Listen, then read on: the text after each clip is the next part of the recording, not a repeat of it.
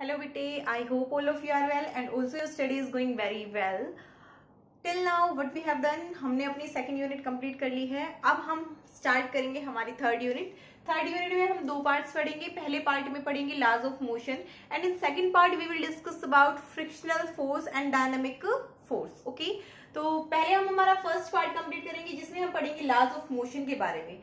Laws of motion exactly related किसके बारे में है? तो लॉज ऑफ मोशन है एग्जैक्टली जो रिलेटेड है वो एक क्वांटिटी के बारे में. किसके बारे में? फोर्स के बारे में. ठीक है. और जो लॉज ऑफ मोशन हम तीन लॉज डिफाइन करते हैं वो दिए किसने थे? वो दिए थे हमारे पास न्यूटन ने. ठीक है, किसने दिए थे? न्यूटन ने दिए थे. उससे पहले भी किसी साइंटिस्ट ने कुछ एक डिस्कवरीज की थी, अपने लॉज बताए थे, तो हम वो भी देखेंगे एक बार, प्रीव्यू भी देखेंगे और फिर हम अपने लॉज ऑफ मोशन पर आएंगे. तो आज हम देखेंगे अपने चैप्टर का इंट्रोडक्शन. तो चैप्टर का इंट्रोडक्शन सबसे पहले हमें पता होना चाहिए फोर्स के बारे में. हमने जो सेकंड चैप्टर में पढ़ा उसमें हमने क्या क्या देखा? उसमें हमने देखा about uniform motion and non uniform motion. तो हम ये जानना चाहते हैं कि वो ऐसी कौन सी चीज है जो किसी भी ऑब्जेक्ट को यूनिफॉर्म मोशन में रखती है और नॉन यूनिफॉर्म मोशन करवा देती है ऑब्जेक्ट का. ठीक है, तो वो जो एक क्वांटिटी है जो कि किसको रखती है, किसी भी ऑब्जेक्ट को यूनिफॉर्म मोशन में या नॉन यूनिफॉर्म मोशन में कर देती है, उस क्वांटिटी का नाम क्या है? उस क्वांटिटी का नाम है फोर्स.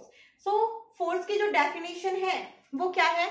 ए पुश और पुल ऑन एनी ऑब्जेक्ट. ठीक है, वैसे तो कोई भी चीज पुल नहीं होती है. ठीक है, हर चीज को पुश किया जाता है. जैसे हम बोल देते हैं कि किसी चीज को अपने से दूर धकेल रहे हैं तो पुश, और वैसे हम अपनी तरफ उसको खींच रहे हैं तो हम उसको पुल कर रहे हैं.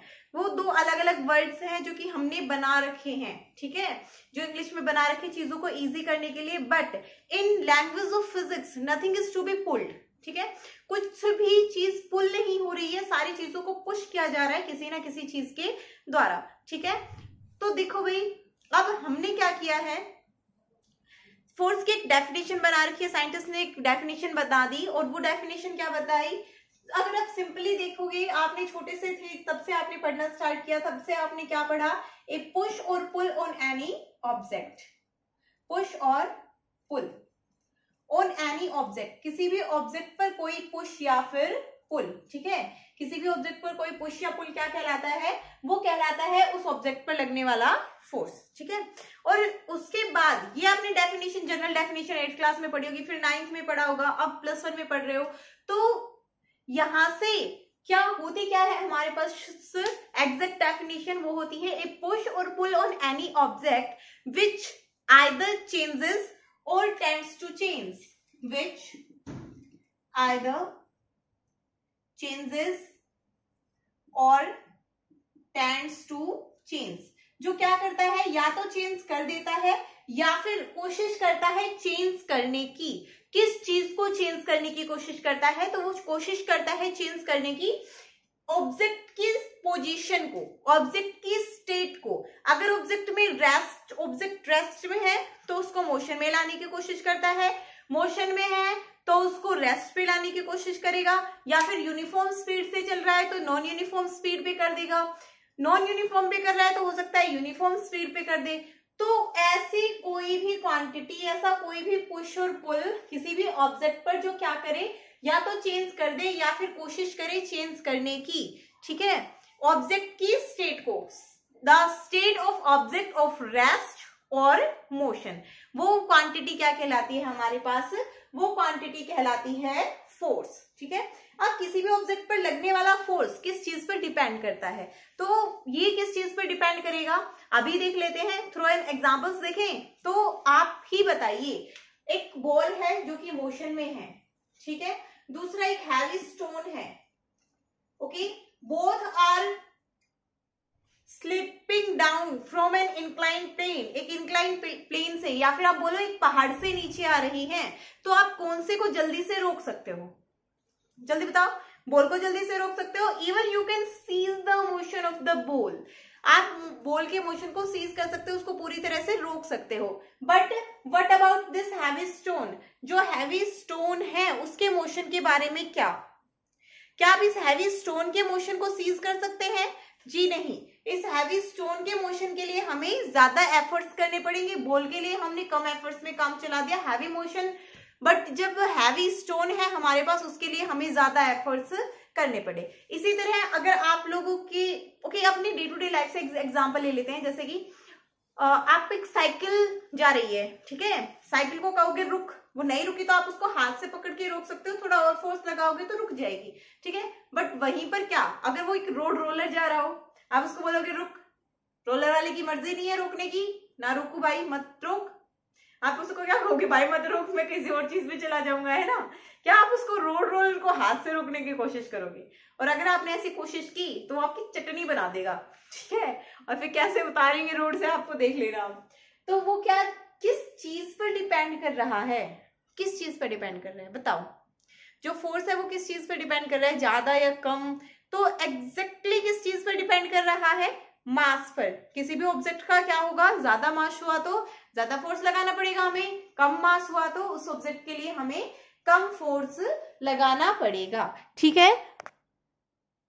अब देखो भाई, ये तो एग्जाम्पल हो गया कि हम उसकी ऑब्जेक्ट की मोशन की पोजीशन को रेस्ट में चेंज कर रहे हैं। अगर हम एग्जाम्पल देखना चाहें, हम मोशन से रेस्ट में लाना चाहते थे, अब अगर हम एग्जाम्पल देना चाहें रेस्ट से मोशन में, तो देखो कोई छोटा सा पत्थर है, आप उसको इजीली फेंक सकते हो, पुश करोगे वो मोशन में आ जाएगा। बट इन केस अगर वहीं पर कोई हैवी स्टोन होता, बड़ा सा पत्थर होता, तो हम उसको पुश करके मोशन में नहीं लेकर आ सकते हैं, ठीक है।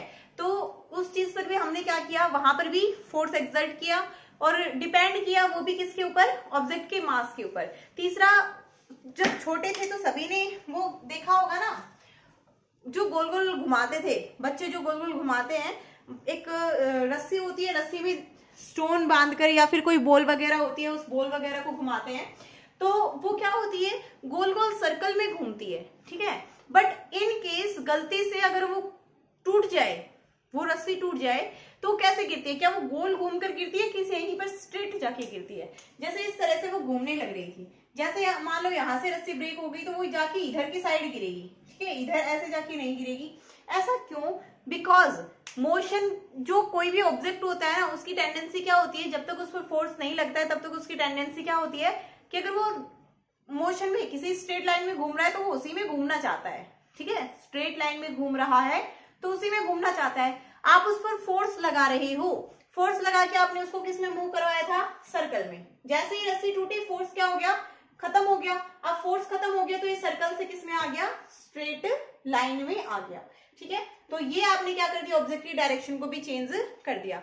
तो फोर्स कुछ भी कर सकता है, स्टेट की रेस्ट की पोजीशन को मोशन में ला सकता है, मोशन की पोजीशन को रेस्ट में ला सकता, मोशन की स्टेट को रेस्ट में ला सकता है, और डायरेक्शन को भी चेंज कर सकता है, ठीक है।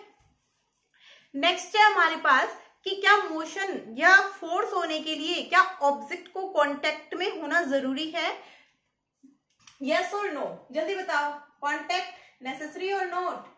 तो कोई जरूरी नहीं है कि ऑब्जेक्ट कांटेक्ट में हो, बिकॉज हमने अभी अभी क्या पढ़ा था पिछले चैप्टर में, एक्सेलरेशन ड्यू टू ग्रेविटी। अब जी के बारे में हमने देखा तो था, आगे बढ़ लेंगे बाकी, लेकिन हमने वहां पर क्या देखा था कि जी ऑब्जेक्ट उसके कांटेक्ट में नहीं है, बट फिर भी जी की वजह से एक्सेलरेशन हो रहा है। जो जी अर्थ अपनी सेंटर की तरफ फोर्स लगा रही है, उसकी वजह से ऑब्जेक्ट की वेलोसिटी चेंज भी हो रही है और डिग्रेड भी हो रही है। इसका मतलब क्या हुआ, इसका मतलब ये हुआ कि कोई भी हमारे पास जो ऑब्जेक्ट है, उस ऑब्जेक्ट के लिए जो फोर्स है वो कांटेक्ट में हो तभी लगे, ये जरूरी नहीं है। नॉन कांटेक्ट ऑब्जेक्ट्स में भी फोर्स लग सकता है, ठीक है, क्लियर है। आई डोंट थिंक यहाँ तक कोई भी डाउट होगा। आप देखो नेक्स्ट जो है हमारे पास, इतना हो गया, हमें ये पता चल गया नॉन कांटेक्ट में भी फोर्स लग सकता है। अब थी एक एरिस्टॉल फॉलेसी, ठीक है।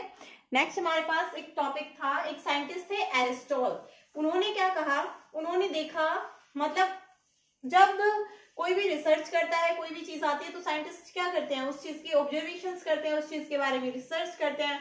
तो उन्होंने क्या देखा, उन्होंने ये देखा कि कोई भी हमारे पास जो ऑब्जेक्ट है, उन्होंने एक ऑब्जेक्ट को मूव करवाना चाहा, एक फोर्स लगाया, ऑब्जेक्ट मूव कर रहा है, मूव करता रहा वो, लेकिन कुछ देर के बाद वो बॉल क्या हुई, रुक गई। उन्होंने मान लो एक बॉल ही थी, वो बॉल किसके ऊपर डाली, सरफेस के ऊपर डाली, बट कुछ देर के बाद क्या हुई, बॉल रुक गई, ठीक है। अब बॉल रुक गई कुछ देर के बाद, दैट मीन्स वहां पर कुछ ना कुछ फोर्स लग रहा है। तो उन्होंने क्या कहा कि किसी भी ऑब्जेक्ट को मूव करवाते रहने के लिए एक एक्सटर्नल फोर्स की जरूरत होती है। An external force is needed, an external force is needed to move any object in uniform motion. किसी भी ऑब्जेक्ट को यूनिफॉर्म मोशन में मूव करवाते रहने के लिए एक एक्सटर्नल फोर्स की जरूरत होती है, ठीक है। ये क्या थी? Aristotle fallacy, Aristotle fallacy. Aristotle ने ये कहा था कि कोई भी एक ऑब्जेक्ट है, अगर आप उस पर एक्सटर्नली फोर्स लगाते रहोगे तो वो क्या हो जाएगा? नेट एक्सटर्नल फोर्स होना चाहिए। इनके अकॉर्डिंग क्या था कि नेट एक्सटर्नल फोर्स होना चाहिए। अगर नेट एक्सटर्नल फोर्स होगा ऑब्जेक्ट के ऊपर, तभी वो जो ऑब्जेक्ट है वो क्या करेगा? यूनिफॉर्म मोशन में मूव करेगा, अदरवाइज ऑब्जेक्ट यूनिफॉर्म मोशन में मूव नहीं कर पाएगा, ठीक है। तो नेट एक्सटर्नल फोर्स होना चाहिए था, किसके अकॉर्डिंग? एरिस्टॉटल के अकॉर्डिंग, ठीक है। तो अब देखो यहां पर क्या था, बॉल किसकी वजह से रुक रही थी? फ्रिक्शनल फोर्स की वजह से, ठीक है। बॉल किसकी वजह से रुक रही थी? फ्रिक्शनल फोर्स की वजह से रुक रही थी। तो इन्होंने क्या कहा? इन्होंने ये कहा कि एक नेचुरल जो लॉ है वो क्या बन गया? वो नेचुरल लॉ ये बन गया कि अगर कोई भी हमारे पास ऑब्जेक्ट है, अगर वो किसी फ्रिक्शनल लेस सरफेस पर मूव करे, या फिर अगर फ्रिक्शनल फोर्स, नेचर से फ्रिक्शनल फोर्स खत्म हो जाए, और ये रियल फैक्ट है कि अगर नेचर से फ्रिक्शनल फोर्स खत्म हो जाए, जैसे एयर का होता है, उसका भी खुद का रेजिस्टेंस फोर्स होता है, उसको भी आप एयर फ्रिक्शनल फोर्स भी बोल सकते हो, या फिर एयर रेजिस्टेंस। तो अगर वो खत्म हो जाए तो जो ऑब्जेक्ट हैं, जो भी चीजें हैं, वो सभी अगर यूनिफॉर्म मोशन में है तो वो यूनिफॉर्म मोशन में ही मूव करती रहेंगी। उनको मूव करवाने के लिए किसी भी तरह की एक्सटर्नल फोर्स की जरूरत नहीं पड़ेगी, ठीक है। अब एरिस्टॉटल फैलेसी के बाद नेक्स्ट क्या आया? नेक्स्ट आया गैलीलियोज लॉ, ठीक है। एक लॉ दिया था, वो किसने दिया था? गैलीलियो ने दिया था। इसके बाद गैलीलियो ने अपना एक्सपेरिमेंट किया। तो गैलीलियो ने क्या किया? एक बॉल ली, बॉल को किस पर से फेंका? इंक्लाइंड प्लेन से नीचे फेंका, ठीक है। और जैसे आप लोग झूला झूलते हो ना, उसी तरह से, ओके। फिर नेक्स्ट उन्होंने इंक्लाइंड प्लेन के ऊपर की तरफ फेंका, और एक उन्होंने क्या किया? जो सिंपल प्लेन था उसके ऊपर बॉल को फेंका। तो जैसे बॉल नीचे आती गई, वैसे ही बॉल क्या कर रही थी? एक्सेलरेट। उन्होंने क्या देखा? अपनी ऑब्जर्वेशन में उन्होंने देखा कि बॉल नीचे आ रही थी तो बॉल क्या कर रही थी? एक्सेलरेट कर रही थी। बॉल ऊपर जा रही थी तो क्या कर रही थी? रिटार्ड कर रही थी, मतलब बॉल की स्पीड कम हो रही थी due to acceleration, due to gravity. और जब बॉल इस तरह से जा रही थी तो बॉल कोशिश कर रही थी कि वो किस में रहे? यूनिफॉर्म मोशन में रहे, अगर कोई फ्रिक्शनल फोर्स वहां पर नहीं है। If this surface is friction less surface, ठीक है। तो ये उन्होंने देखा। फिर उसके बाद उन्होंने क्या किया? इतना बताया उन्होंने, मतलब बॉल के ऊपर कोई ना कोई फोर्स तो लग रहा है, और वो किसकी वजह से लग रहा है? Due to acceleration, due to gravity. उसके बाद उन्होंने क्या किया? उसके बाद उन्होंने रिटार्ड को यहाँ पे बना दे, ये रिटार्ड हो रहा है, ठीक है, ऊपर जा रही है तब। नेक्स्ट उन्होंने क्या किया? प्लेन लिया और दोनों जो इंक्लाइन प्लेन थे उनको कनेक्ट करके रखा। तो उन्होंने देखा कि ये जो बॉल है इधर आई, यहां से नीचे से गई, और फिर ऊपर जितनी हाइट से उन्होंने बॉल को फेंका था उतनी ही हाइट तक यहाँ पर बॉल गई, ठीक है। जितनी हाइट से उन्होंने बॉल को फेंका था उतनी ही हाइट पर बॉल गई, मतलब बॉल अपनी एग्जैक्ट पोटेंशियल एनर्जी को गेन करेगी। जिस पोटेंशियल एनर्जी से आपने उसे फेंका था उसी पोटेंशियल एनर्जी को जाकर गेन करने की कोशिश बॉल ने की, ठीक है। फिर उन्होंने इस जो ये वाला जो प्लेन था इसको थोड़ा सा और इंक्लाइन कर दिया, ठीक है। बॉल को उन्होंने इस हाइट से फेंका, यहां से गई बॉल इस तरह से। अब की बार बॉल को ज्यादा डिस्टेंस ट्रेवल करना पड़ा, ठीक है। ज्यादा डिस्टेंस क्यों ट्रेवल करना पड़ा? क्योंकि बॉल उसी हाइट तक जाना चाहती थी जिस हाइट से बॉल को फेंका गया है, ठीक है। फिर जब उन्होंने इसको और ज्यादा इंक्लाइन कर दिया तो बॉल को और ज्यादा डिस्टेंस ट्रेवल करना पड़ा। जब वो बॉल ऊपर जा रही थी उस टाइम पे बॉल को और ज्यादा डिस्टेंस ट्रेवल करना पड़ा, क्योंकि उन्होंने और ज्यादा इंक्लाइन कर दिया था प्लेन को, और बॉल क्या कर रही थी? सेम उसी हाइट तक जाना चाह रही थी जिस हाइट से बॉल को फेंका गया था। नेक्स्ट उन्होंने क्या देखा कि अगर वो इसके जो स्लोप है उसको 0 कर देते हैं, ठीक है, स्लोप को बिल्कुल 0 कर दिया, तो जो ये बॉल है ये यूनिफॉर्मली चलती ही रहती है, ठीक है, यूनिफॉर्मली चलती ही रहती है, कहीं पर भी ये स्टॉप नहीं होती है, ठीक है। तो अगर बॉल जो है, कोई भी जो बॉल है वो यूनिफॉर्म मोशन में है, तो उन्होंने क्या बताया कि आप इस पर फोर्स लगाओगे तो ये बॉल किस में रहेगी, यूनिफॉर्म मोशन में रहेगी। लेकिन आपने जो फोर्स लगाया है, जो टोटल नेट फोर्स है, एक तो ये फोर्स लग रहा है और बॉल रुक किसकी वजह से रही है, फ्रिक्शनल फोर्स की वजह से बॉल रुक रही है। कौन से फोर्स की वजह से रुक रही है, फ्रिक्शनल फोर्स की वजह से रुक रही है। तो इन्होंने क्या कहा कि जो नेट एक्सटर्नल फोर्स है वो क्या हो गया, अप्लाइड फोर्स। अगर जो अप्लाइड फोर्स है वो किसके बराबर हो जाए, फ्रिक्शनल फोर्स के बराबर, ठीक है, मतलब वो फ्रिक्शनल फोर्स को ओवरकम कर दे, तो ये जो बॉल है ये किस में मूव करती रहेगी, यूनिफॉर्म मोशन में मूव करती रहेगी, ठीक है। मतलब फ्रिक्शनल फोर्स हमेशा इसके मोशन को सीज करने की कोशिश करेगा, स्टॉप करने की कोशिश करेगा, बैक साइड में लगेगा। तो उन्होंने क्या कहा कि जो फ्रिक्शनल फोर्स है जो पीछे की तरफ लग रहा है, अगर आप उतना ही फोर्स आगे की तरफ लगा देते हो तो जो बॉल है वो हमेशा किस में मूव करती रहेगी, यूनिफॉर्म मोशन में मूव करती रहेगी। और यही क्या ला था, यही किसका ला था, गैलीलियो का ला था। तो गैलीलियो ने क्या कहा था, that no external force is required to move a body in uniform motion. किसी भी बॉडी को मूव करवाने के लिए, यूनिफॉर्म मोशन में मूव करवाने के लिए कोई भी एक्सटर्नल फोर्स रिक्वायर्ड नहीं है, ठीक है। तो उन्होंने वहां से एरिस्टोटल ने जो कहा था कि एक नेट एक्सटर्नल फोर्स चाहिए किसी भी बॉडी को मूव करवाने के लिए यूनिफॉर्म मोशन में, तो वहां से उन्होंने एरिस्टोटल को क्या कर दिया था, गलत साबित कर दिया था। क्योंकि इन्होंने क्या कहा कि आप एक्सटर्नल फोर्स लगा रहे हैं, लेकिन वो एक्सटर्नल फोर्स किसके बराबर लगा रहे हैं, फ्रिक्शनल फोर्स के बराबर वो आप लगा रहे हैं, ठीक है। तो क्या हुआ था, इन्होंने क्या कह दिया, वो फ्रिक्शनल फोर्स के बराबर था वो एक्सटर्नल फोर्स। तो जो नेट एक्सटर्नल फोर्स था, जो एरिस्टोटल ने कहा था कि एक नेट एक्सटर्नल फोर्स चाहिए, वहां पर गैलीलियो ने क्या कह दिया था कि जो नेट एक्सटर्नल फोर्स है वो क्या है, जीरो है। क्यों, क्योंकि जो आपने एक्सटर्नल फोर्स लगाया है, टोटल जो एक्सटर्नल फोर्स हो चुका है, जो फ्रिक्शनल फोर्स लग रहा है बॉडी पर वो भी एक्सटर्नल फोर्स ही है, और जो आपने लगाया है वो भी एक्सटर्नल फोर्स ही है। तो जो टोटल जो एक्सटर्नल फोर्स है वो सम अप होकर कितना हो गया है, जीरो हो गया है। तो गैलीलियो ने वहां से एरिस्टोटल को गलत साबित कर दिया था कि कोई भी नेट एक्सटर्नल फोर्स नहीं चाहिए होता है, नेट एक्सटर्नल फोर्स बॉडी पर क्या होता है, जीरो होता है। तो उन्होंने जो अपना कंक्लूड किया वो क्या कर दिया था कि कोई बॉडी है अगर वो रेस्ट में है, if net external force is zero, अगर किसी भी बॉडी पर नेट एक्सटर्नल फोर्स जो है वो जीरो है, then the body will continue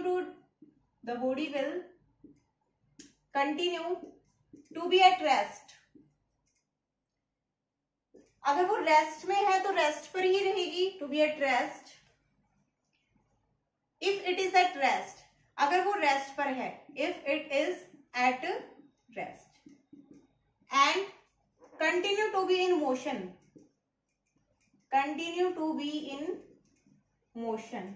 if it is in motion, अगर वो मोशन में है तो, if it is in motion, अगर वो रेस्ट में है तो रेस्ट पर ही रहेगी, और अगर वो बॉडी मोशन में है तो बॉडी मोशन में ही रहेगी, अगर उसका जो नेट एक्सटर्नल फोर्स है वो कितना है, जीरो है तो, ठीक है। तो ये था हमारे पास गैलीलियो का लॉ।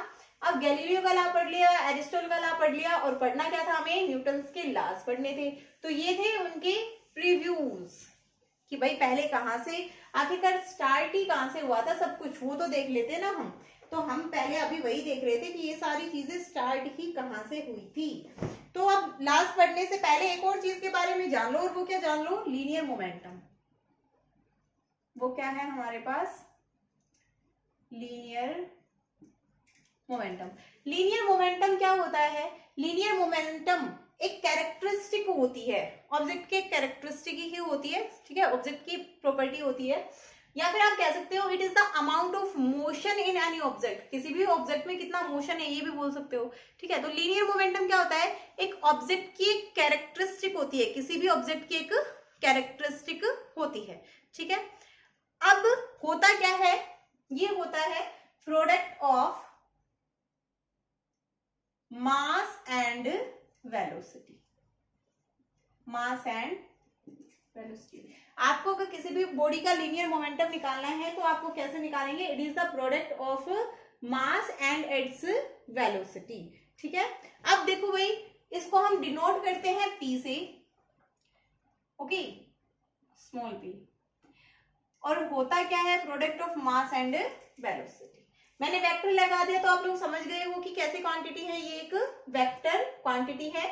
मास एक स्केलर क्वांटिटी है, सभी को पता है। बस हमने क्या किया है? मास का मल्टीप्लीकेशन कर दिया है वेलोसिटी के साथ। अब वेलोसिटी एक वेक्टर क्वांटिटी है और किसी भी वेक्टर के साथ अगर आप एक स्केलर का मल्टीप्लीकेशन करते हैं तो क्या आता है हमारे पास? वेक्टर क्वांटिटी आती है। ठीक है, तो जो हमारा लीनियर मोमेंटम है वो क्या है? एक वेक्टर क्वांटिटी है। ठीक है, क्लियर है? I hope it's clear. अगर यूनिट्स की बात करें तो मास की क्या यूनिट होती है? किलोग्राम।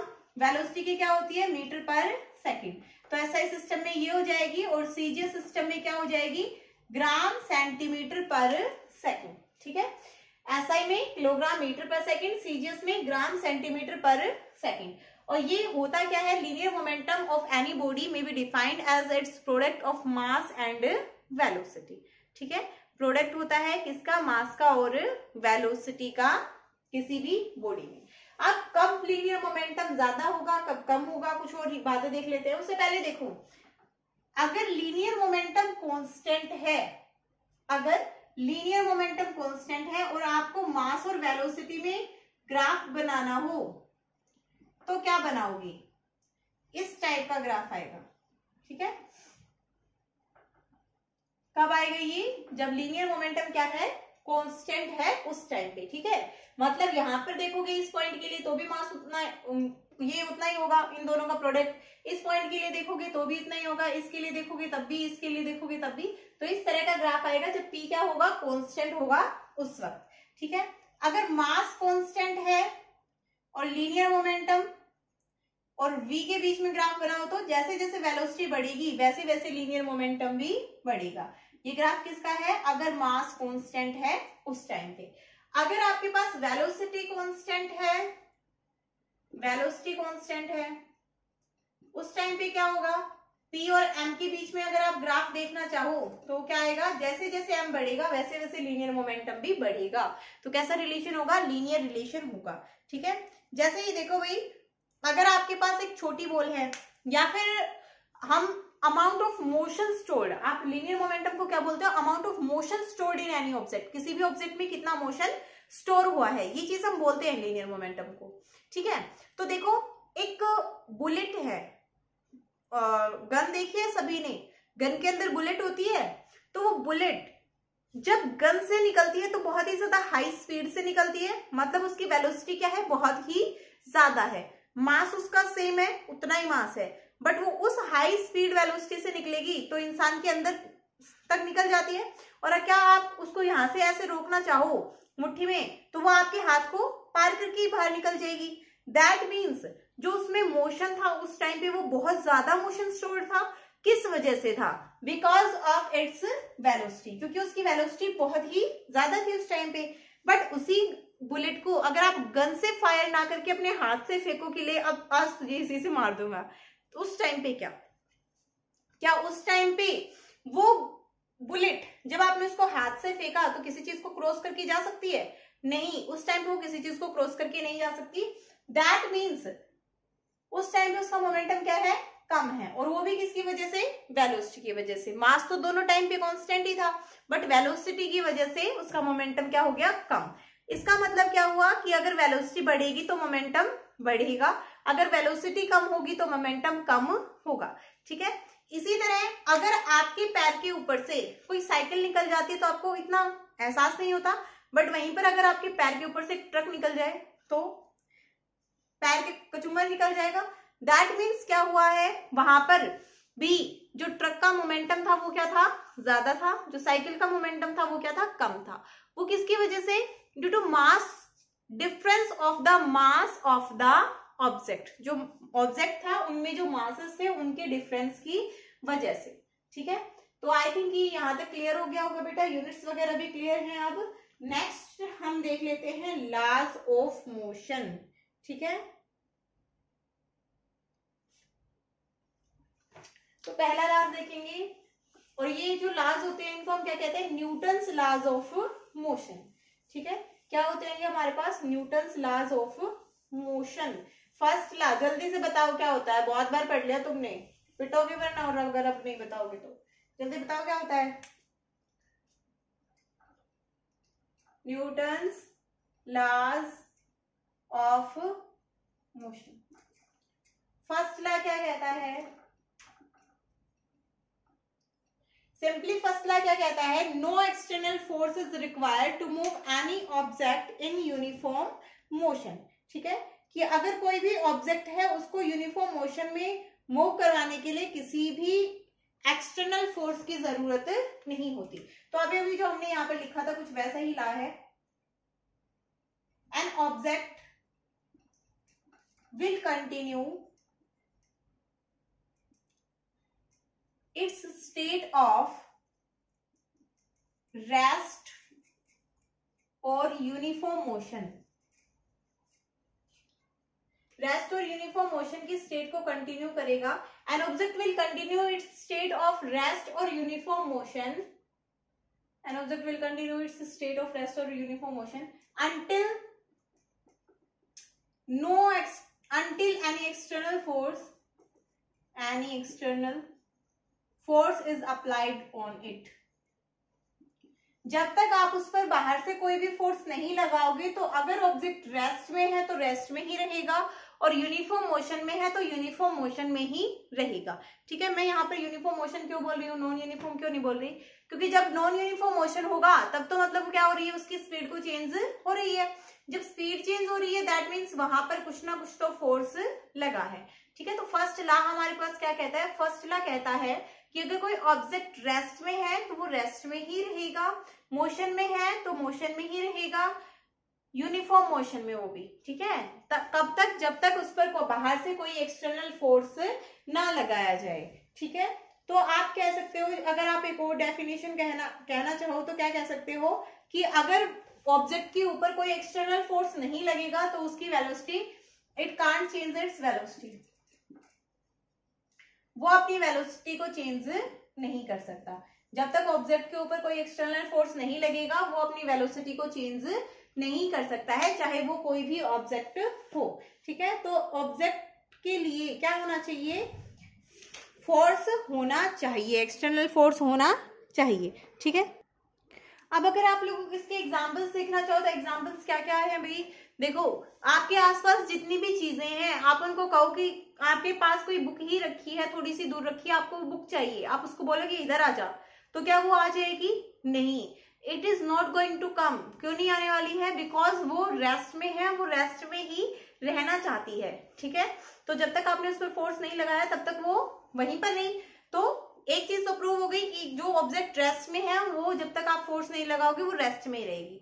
ठीक है, सेकंड थिंग देखते हैं आप, अगर कोई ऑब्जेक्ट है हमारे पास वो मोशन में है, ठीक है, और अगर आप उसमें फोर्स नहीं लगा रहे हो, जब तक आप गाड़ी चल रही है, वो उसमें इंजन है, वो उस पर फोर्स लगा रहा है तो वो चल रही है, जैसे आपने इंजन को ऑफ किया तो गाड़ी क्या हो जाती है, बंद हो जाती है। अब गाड़ी कुछ देर के बाद बंद हो गई है, दैट मीन्स जब तक आप उस पर फोर्स लगा रहे थे वो मोशन में थी, आपने क्या किया, उस पर फोर्स हटा दिया, बंद कर दिया, तो वो क्या किसमें चली गई है, एट रेस्ट वो चली गई है। ठीक है, नेक्स्ट क्या है, नेक्स्ट है आपके पास, अगर कोई ऑब्जेक्ट है, कोई भी ऑब्जेक्ट है आपके पास, वो ऑब्जेक्ट डायरेक्शन को अपनी को चेंज करेगा या नहीं करेगा।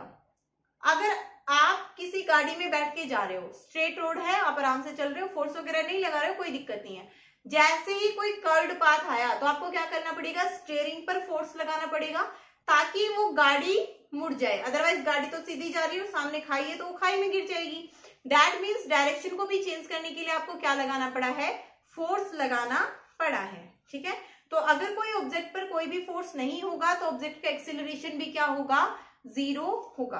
अच्छा ठीक है, अगर कोई ऑब्जेक्ट रेस्ट पर है तो क्या उस ऑब्जेक्ट पर लगने वाला फोर्स 0 है, आपको इस चीज का आंसर देना है कमेंट बॉक्स में। ठीक है, अगर कोई ऑब्जेक्ट रेस्ट पर है तो क्या उस ऑब्जेक्ट पर लगने वाला फोर्स 0 है या फिर उस ऑब्जेक्ट पर लगने वाला फोर्स 0 नहीं है। ठीक है, तो आपको इस चीज का आंसर बताना है। अब देखो भाई नेक्स्ट जो है हमारे पास वो क्या है कि ये क्या करता है, Newton's first law, Newton's first law, जो न्यूटन का पहला लॉ है वो क्या करता है, फोर्स को डिफाइन करता है। इट डिफाइन फोर्स, ये फोर्स को क्या करता है, डिफाइन करता है। कैसे डिफाइन करता है, देखो ये क्या कहता है कि until any external force is applied on it, ठीक है।